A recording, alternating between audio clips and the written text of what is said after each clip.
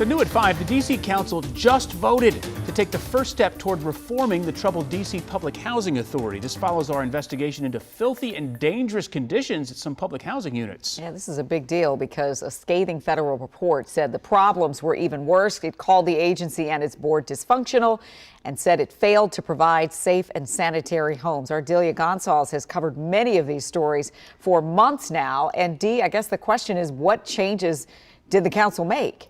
You know, they just voted on this measure just 2 hours ago. The council they're breaking up the 13-member board that governs D.C. Housing Authority, and they will now replace it with a temporary board of 9 people, including housing advocates and 2 residents from D.C. Housing. But while everyone agrees a major overhaul is needed, 4 council members voted against the measure.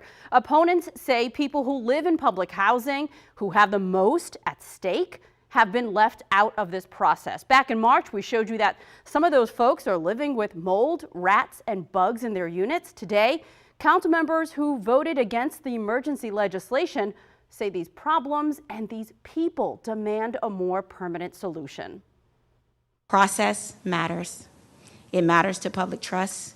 It matters to ultimate outcomes of improvements we are trying to get to. The alarm has been on, at least to my mind, since 1994.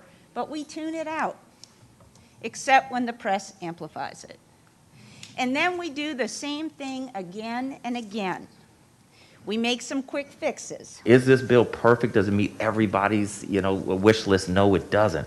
But does this hit at the central point of making public housing better and stabilizing an agency that needs stabilizing? I think the answer is yes. We could fix that today, or we could wait and take the months that it takes for legislation to go through.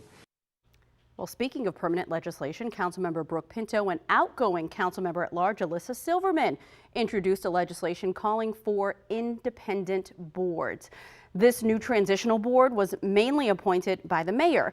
Members will only serve for 2 years. They'll meet with residents, D.C. Council, and they'll eventually make recommendations on next steps. Les, Adam? Yeah, I know they've got to make recommendations and got to do this, but the families that are living in that squalor that you have showed people over the past few months, they need solutions now, for sure. Getting that fixed and increasing accountability. That's what it's going to take. Delia, thank you. Absolutely. No controversy here. The D.C. Council unanimously passed the Metro for D.C. Amendment Act. We've been telling you about this for a while. The bill calls for free Metro bus rides in the district starting in July 2023. The measure also funds overnight bus service for 12 major lines. A $10 million fund to improve bus reliability is also included.